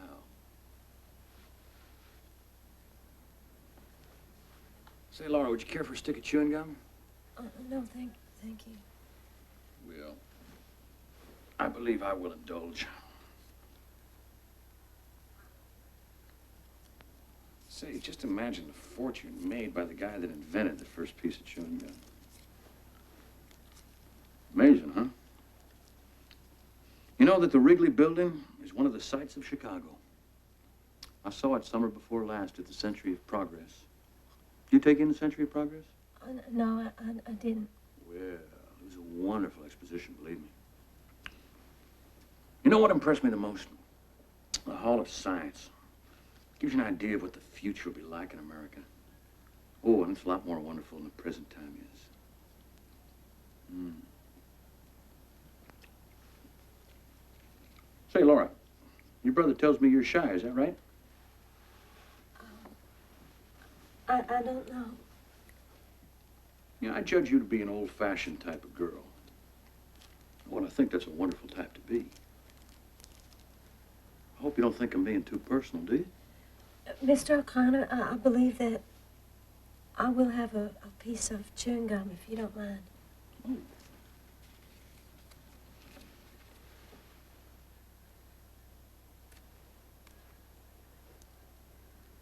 Mr. O'Connor, have you kept up with your singing? Singing? Me? Yes, I remember what a beautiful voice you had. You heard me sing? Oh, yes, very often. Well, I don't suppose that you remember me at all. You know, as a matter of fact, I did think I'd seen you somewhere before. You know, it was almost like I was about to remember your name, but the name I was about to remember wasn't a name, so I stopped myself before I said it. Wasn't it Blue Roses? Oh, my gosh. Yes, Blue Roses. I didn't connect you with high school somehow or other, but that's where it was. It was high school, huh? I didn't know you were Shakespeare's sister. Gee, I'm sorry. Oh, no, that's all right. I didn't expect you to. We barely knew each other. Yeah, we did have a speaking acquaintance. Yes, we spoke to each other. Yeah, did we have a class and something or other together?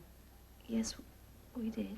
What class was that? It was singing, chorus. Oh. I sat across the aisle from you in the auditorium Mondays, Wednesdays, and Fridays. Oh, I remember you now. You're the girl that always used to come in late. Yes. Well, I had that brace on my leg back then. It was so hard for me getting up the stairs. It clumped so loud. I never heard any clumping. To me, it sounded like thunder. I never even noticed. Everybody was seated when I came in the room. I had to walk in front of all those people. My seat was in the back row. I had to go clumping up the aisle with everybody watching. Oh, you shouldn't have been self-conscious. I know. But I was. Yeah, I remember you now. I used to call you Blue Roses. Well, I hope you didn't mind. Oh, no, I liked it. You see, I wasn't acquainted with many people. Yeah, I remember you kind of always stuck by yourself. Well, I never had very much luck making friends. Well, I don't know why you wouldn't. Well, I started out badly. Oh, you mean being Yes, well, it always stood between me and other people. Now, you shouldn't have let it. I know, but I did. So you were shy with people. Well, I tried not to be, but I never could. Overcome it? No, I never could. Yeah. I guess being shy is one of those things you kind of have to work out of gradually. I guess that it takes Time. time.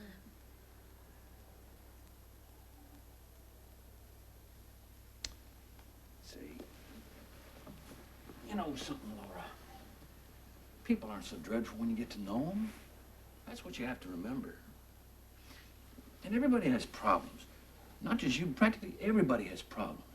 See, you think of yourself as being the only one who's disappointed. But you look around you a little bit. What do you see? A lot of people just as disappointed as you are.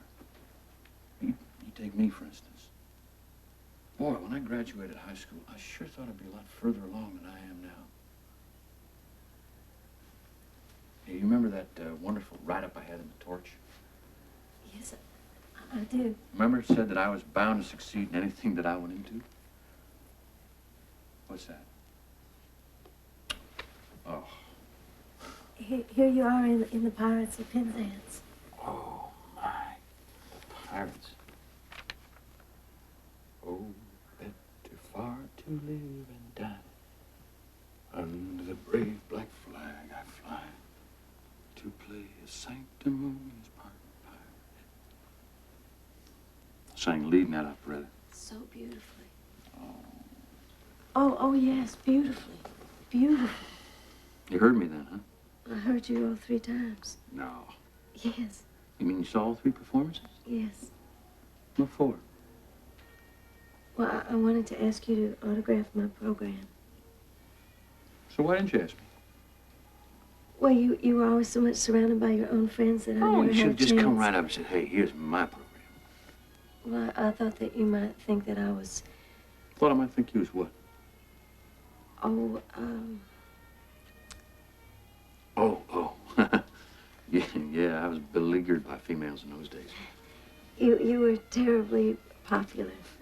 Yeah. You had such a friendly way. Oh, I was spoiled in high No. school. Everybody liked you. Including you? Yes. Yes, I did too. Hand me that program, Laura.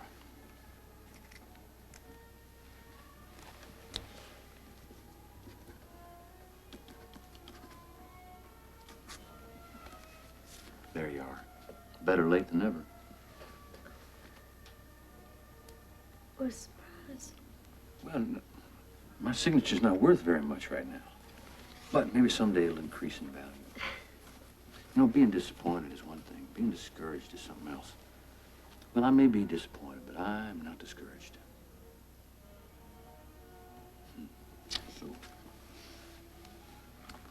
you finished high school? Well, I got bad grades on my final Oh, examinations. you mean you dropped out? I didn't go back.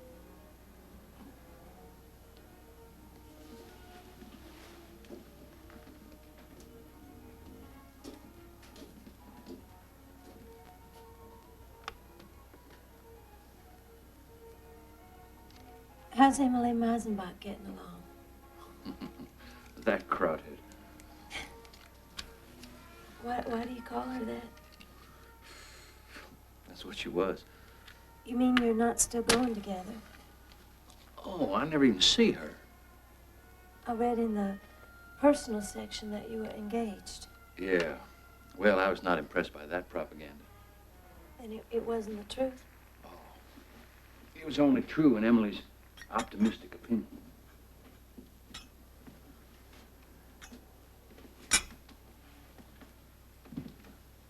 So, what have you been doing since high school?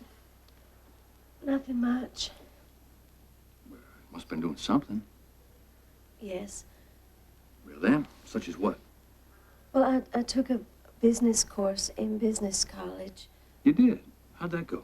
Well, not very well. I had to drop out. It gave me indigestion.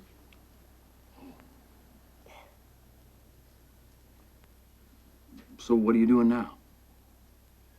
Well, I don't do anything much. Oh, please don't think that I just sit around doing nothing. My glass collection takes a good deal of time. Glass is something that you have to take very good care of. I'm sorry. What'd you say about glass? Collection, I said that I have one. Laura, you know what I judge to be the trouble with you? Inferiority complex. You know what that is? That's what they call it when a fella low rates himself. Oh, I understand it because I had it too. Uh-huh. The only, well, my case was not as aggravated as yours seems to be. I had it until I took...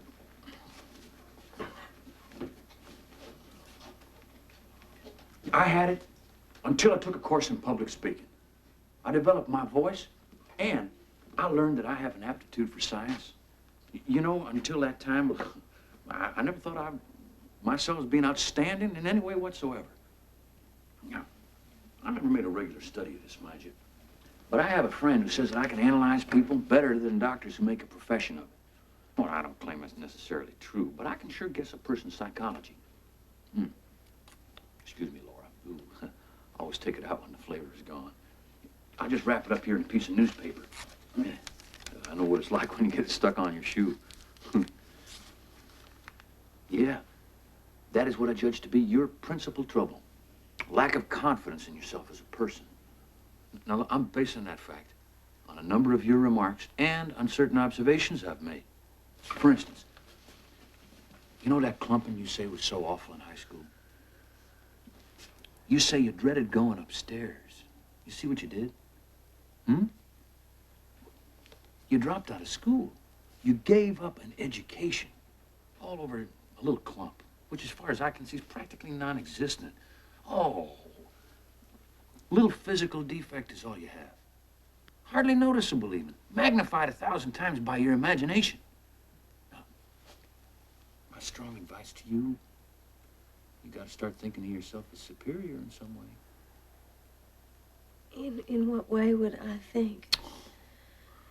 Oh, man alive. Laura, look around you a little. What do you see? Huh? Whole world full of common people.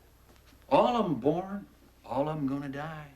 Now, which of them has 1/10 of your strong points? Or mine? Or anybody else's for that matter? You see, everybody excels in some one thing. Some in many. Take me, for instance. Now, my interest happens to lie in electrodynamics. I'm taking a course in radio engineering on top of a fairly responsible job in the warehouse. I'm taking that course, and I'm studying public speaking. Yeah, because I believe in the future of television. I want to be ready to go right on up with it. See, I'm planning on getting in on the ground floor. I've already made all the right connections. The only thing that remains now is for the industry itself to get underway full steam. You know, knowledge, zip. Money, zip. Power. Wham! Oh, yeah, well, it's the cycle that democracy's built on.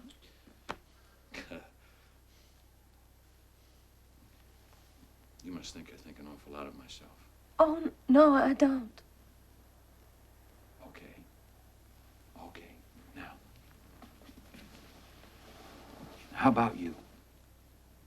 There must be some one thing you take more interest in than anything else in the world. Yes. Well, such as what? What I do, as I said, have my glass collection. You do? Yeah. What kind of glass is that? Little articles of it. Ornaments, mostly. Most of them are little animals made out of glass. tiniest little animals in the world. My mother calls them my glass menagerie.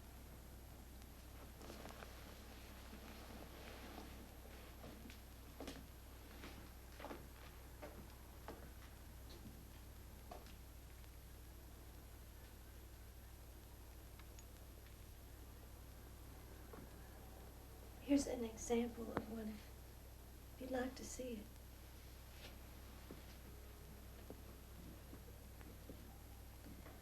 This is one of the oldest.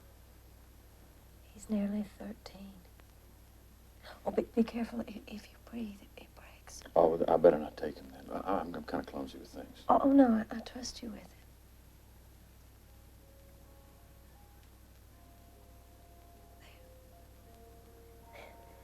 You're holding him gently. Hold him up in the light.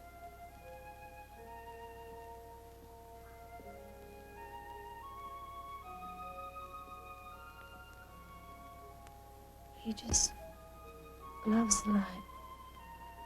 You see how the light just shines through him? Yeah. He sure does shine. I shouldn't be partial, but he is my favorite one. What kind of animal is this supposed to be?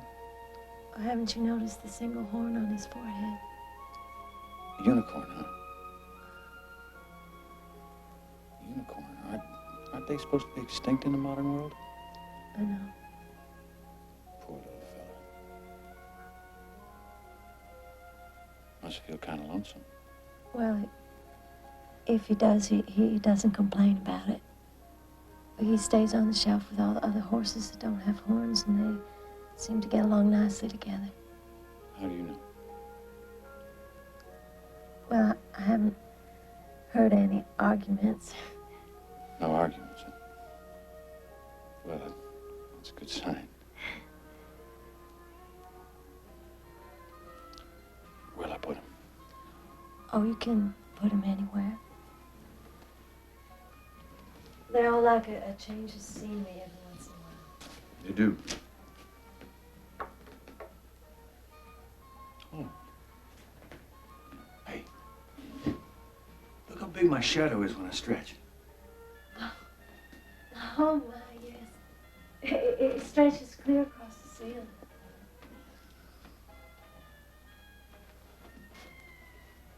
Where's the music coming from? It comes from the Paradise Dance Hall across the alley.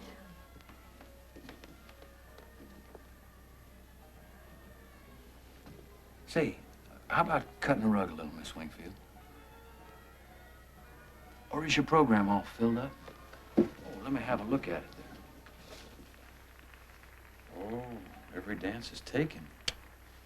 Well, just have to scratch some of them out. A waltz. I can't dance. Oh, there you go with that inferiority stuff. No, I never danced in my life. Come on, try. Well, I'm afraid that I would step on you. Well, I'm not made out of glass. How do I start? You hold your arms out a little. Like this. A little higher.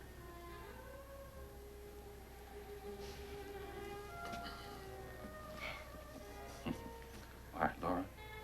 Now, don't tighten up. That's the principal thing about it. Just relax. I'm afraid that you can't budge me. What do you bet I can't?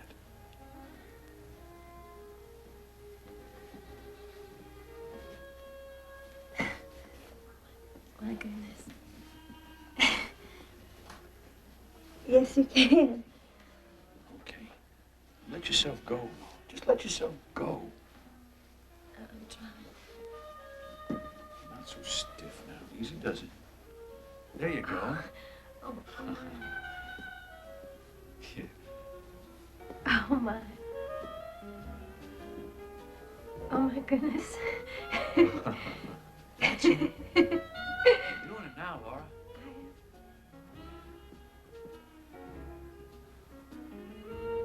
There we go. That's better. That's it, Laura.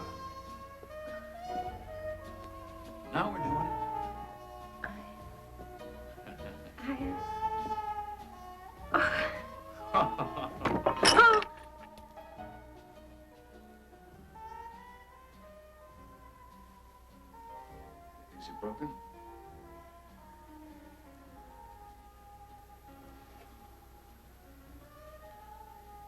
He's just like all the other horses. What do you mean you lost it? He lost his horn. It doesn't matter. Maybe it's a blessing in disguise. I bet you'll never forgive me. That was your favorite piece of glass. I don't have favorites much. It's no tragedy. Glass breaks so easily, no matter how careful you are. The traffic jars the shelves and things fall off. Still, I'm awful sorry that I was the cause of it. I just imagine that he had an operation and the horn was removed to make him feel less freakish. And now he'll feel more at home with the other horses, the ones that don't have horns. Well, I'm glad to see that you have a sense of humor. You know, you're different than anybody I know. Do you mind me saying that? I mean it. You make me feel sort of... I don't know how to say this. I'm usually pretty good at expressing things. There's something I don't know how to say.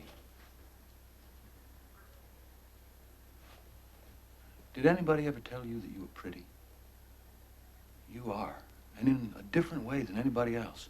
And all the nicer because of the difference. Oh, boy, I wish you were my sister. I'd teach you to have confidence in yourself. Because being different is nothing to be ashamed of. Because other people aren't such wonderful people, are they? They're 100 times 1,000. You're 1 times 1. They wander all over the earth.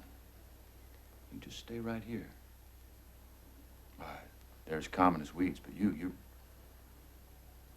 blue roses. Blue is wrong for roses. But it's right for you. You're pretty. In what respect am I pretty? Why, in all respects. Your eyes, your hair, your hands are pretty. You think I'm saying this just because I was invited to supper and I have to be nice? Oh, look, I could do that. I could tell you all kinds of things without being sincere. But I'm talking to you sincerely. I happen to notice you have this inferiority complex that keeps you from being comfortable with people. Somebody ought to build your confidence up, way up. Somebody ought to make you proud instead of shy and turning away and blushing. Somebody ought to...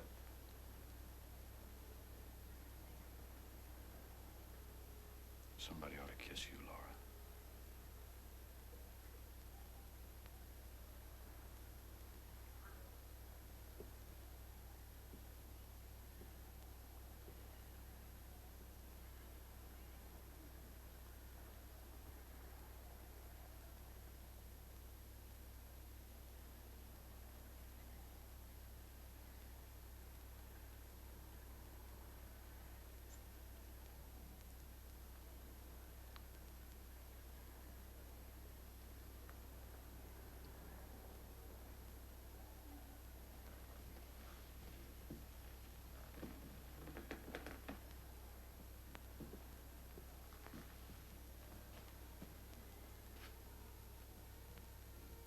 I shouldn't have done that. I was way off the beam. Would you care for a cigarette? You don't smoke, do you? How about a mint? A peppermint, lifesaver. Look, my pocket's a regular drugstore. Here.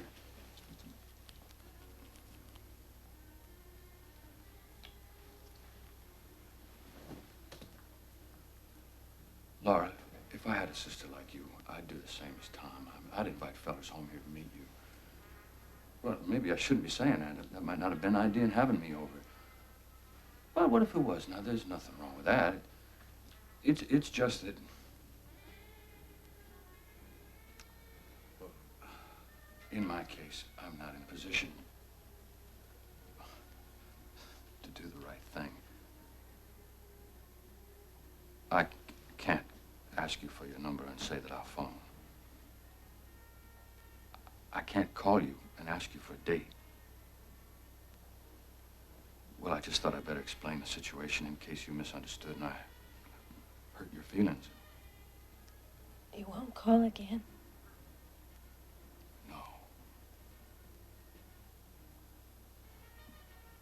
can't, Laura. I got strings on me. You see, I've been going steady.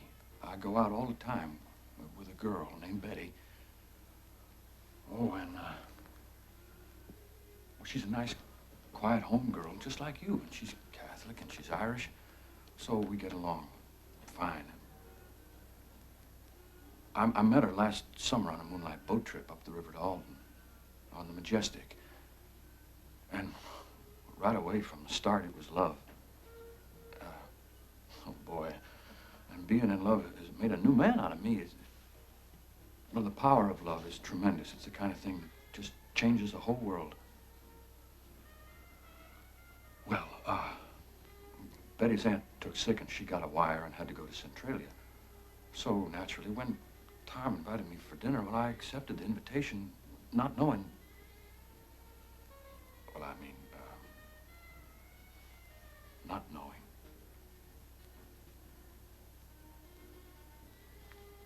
I wish you would say something.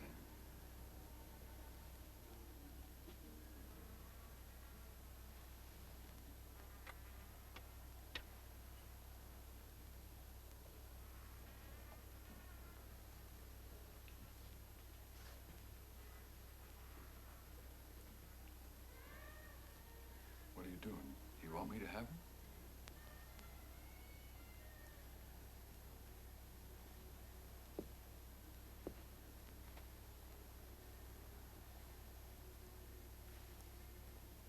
What for? Souvenir. Children, I'm coming. I'm coming. I thought y'all might like a little liquid refreshment, honey. Mr. O'Connor. Mr. O'Connor, have you heard that song about lemonade? Lemonade, lemonade, made in the shade and stirred with a spade, and then it's good enough for any old maid. No, ma'am, I never heard that one.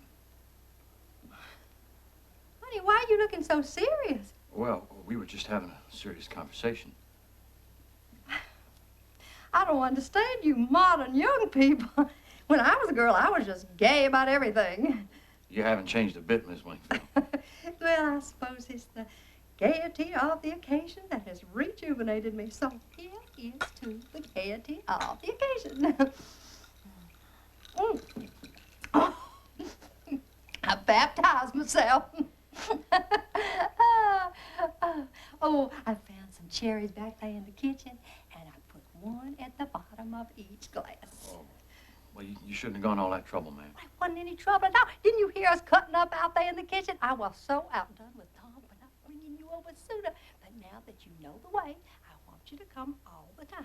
Now, not just once in a while, but all the time. Now, I'm going to run on back to the kitchen. Oh, no, ma'am. Look, as a matter of fact, well, I have to be going. Oh, but Mr. O'Connor, it's only the shank of the evening. Well, you know how it is, ma'am. Oh, you mean because you are a young working man and you have to keep working the inside? Yes, ma'am. Well, we'll let you off early this time. But only on condition that you stay later next time now. Much, much later. Now, what's the best evening for you? Is it Saturday? Well, as a matter of fact, Miss Wingfield, I have a couple of time clocks that I have to punch. One in the morning and another one at night. Oh, you are so ambitious. You work nights, too? Well, no, ma'am. No, not work, but, Betty. Betty? Who's Betty? Well, she's just a girl, a girl I go steady with. Is it serious? Yes, ma'am, it is. Well, we're going to be married the second Sunday in June. Tom didn't say anything at all about you being engaged to be married. Well, the cat's not out of the bag down at the warehouse yet, ma'am. You know how it is, the fellas call you Romeo and stuff like that. Miss Wingfield, this has been a wonderful evening. This must be what they mean by Southern hospitality. Nothing at all, nothing at all.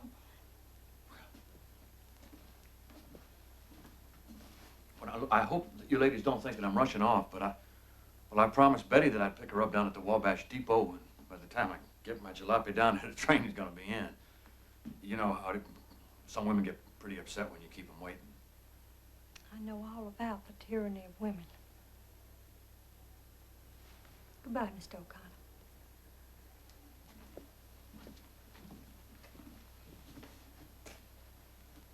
And I want to wish you happiness and good fortune.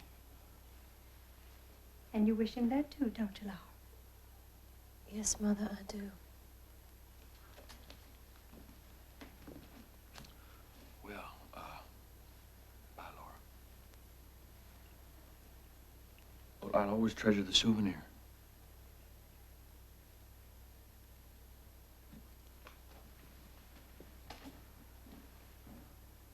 Oh, bye, Shakespeare.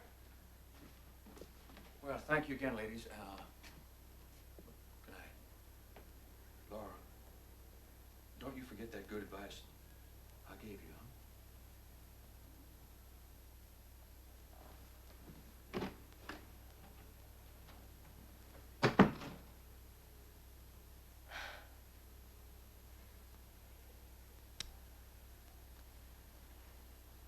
huh? Well.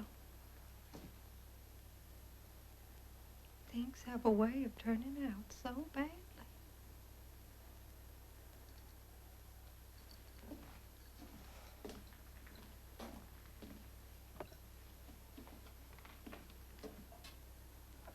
Oh, Laura, I wouldn't play that big troll anymore, would you?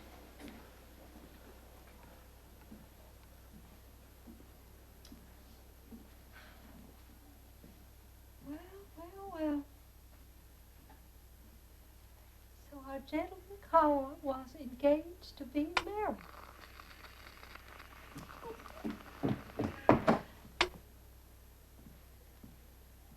Tom? Yes, Mother? Come on out here. I want to tell you something very funny.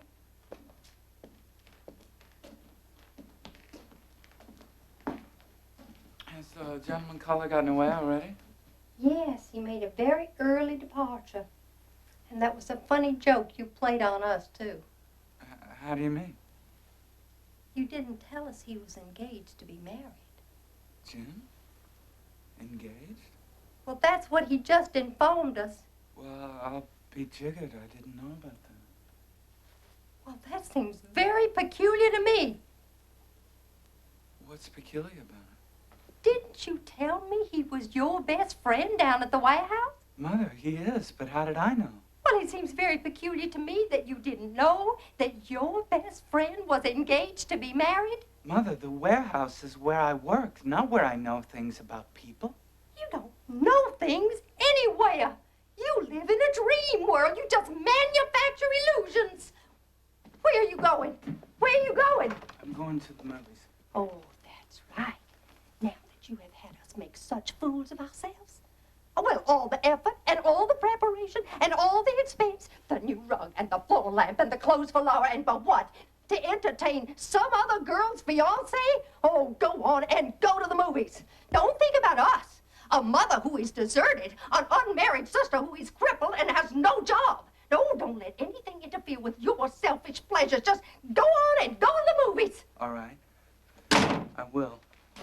The more you shout about my selfishness to me, the quicker I will go. And I won't go to the movies either. Go to the moon, you selfish dreamer!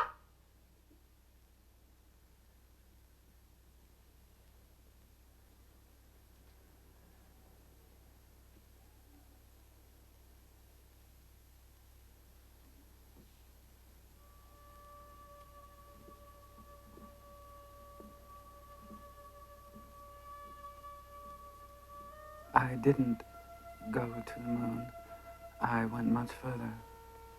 For time is the longest distance between two places. Not long after that, I left St. Louis.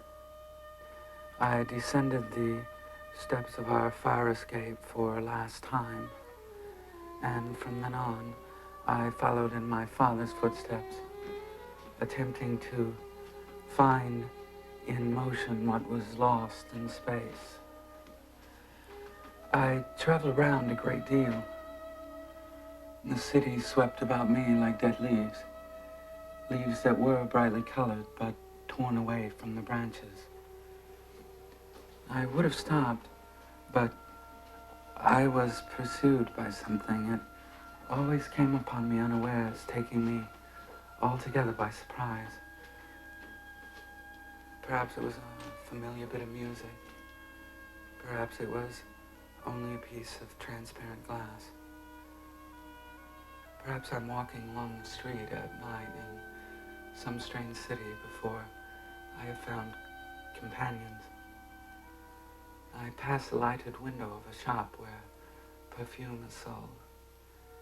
The window is filled with pieces of colored glass, tiny transparent bottles in delicate colors like bits of a shattered rainbow. Then, all at once, my sister touches my shoulder, and I turn around and look into her eyes.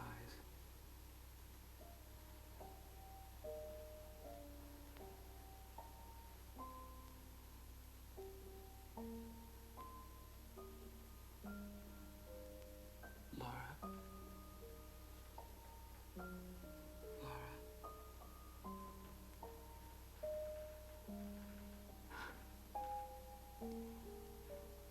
I tried so hard to leave you behind me, but I am more faithful than I intended to be. I reach for a cigarette, I cross the street, I run to the movies or a bar, I buy a drink, I speak to the nearest stranger. Anything that will blow your candles out.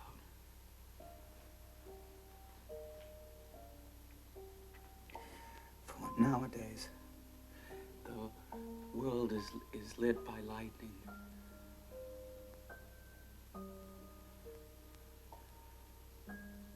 Blow out your candles, Laura.